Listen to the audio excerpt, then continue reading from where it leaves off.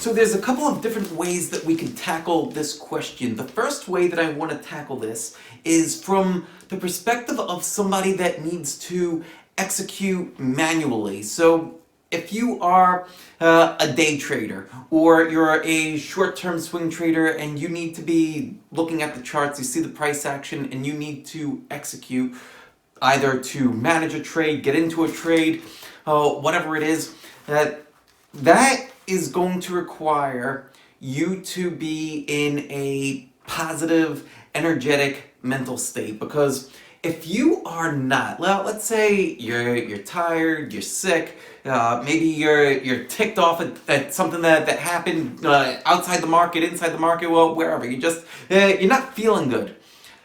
Are you in the right state of mind to execute well? Maybe you're able to pull off a good trade every now and again, well, when you're not at your best. But over the long term, if you take a look at all of your trades for a year and you were just trading straight through everything and you were able to segment out the trades where you felt great and the trades where you were not at your best, I can bet, with pretty good certainty that you're going to see a difference. And I'd be willing to bet that the trades where you were feeling great are going to be a lot better than the trades where you weren't. So if you're making your money, if you're making your living off of the markets and you need to do this in order to eat, then here's a strategy that I recommend. And even if you're not, even if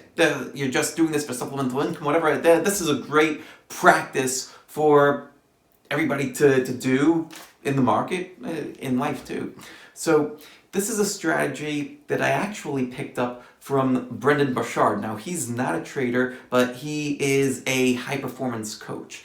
And one of the things that he does between whatever activity he's going to do is a transition meditation, something that he calls a release meditation technique. So what he does is this. He'll get up first, go get a drink of water, walk around, change his state, right? So if you've been sitting down for a little while, get up, move around. Then when you come back, you put your hands down on your lap, close your eyes like this, and just repeat the word release to yourself. So you would go release, release, release, release. And you're saying it in your head. You don't have to say it out loud, but you do that for about a minute or two, right? And the idea is that you're repeating that to yourself, but you're also releasing tension in your body, like physical tension in your muscles, relaxing your shoulders, your jaw, your legs, just getting into a state of relaxation. If thoughts come into your head, you just kind of let them go. Whatever you were doing previously, you let that go too. Then after the 2 minutes, and I set it on my watch, so when my watch goes off and I've released some tension, then I think of the next thing that I want to do. So I'm setting intention for this next thing. So for trading, I would start to ask myself, okay, well, what's my intention for this trade? Well, I want to be an excellent trader. I want to follow my trading plan. Well, what does who needs me on my A game for this trading session? Well, I do, right? Of course, you do too. Who else needs you to be on your A game for your trading? Maybe it's your family. Maybe it's other people that you're supporting, or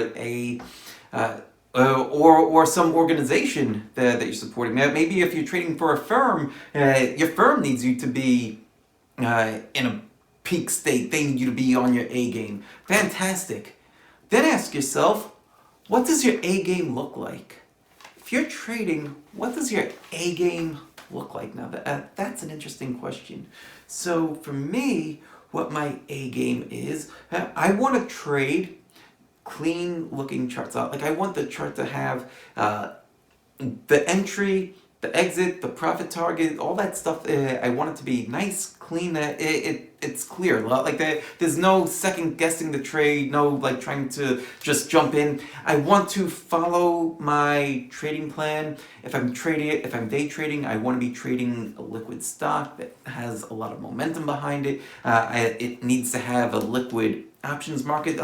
All these boxes I want to have checked off for those trades. And so I'm going through this in my mind, and it only takes a minute of setting the intention. But then when I go and actually start trading, now I'm focused. Now I'm focused on the right things, and all the other noise, all the other things that's not a part of my A game are outside of that sphere, right? So we're less likely to be influenced by things like, oh, somebody said something on Twitter or Instagram or on the news or wherever, or the other things that might cause you to second guess yourself, take a random trade, do things that are not part of the A game. So that's how I would go about setting yourself up for trading well from a psychological perspective for any kind of trade. And to bring it back to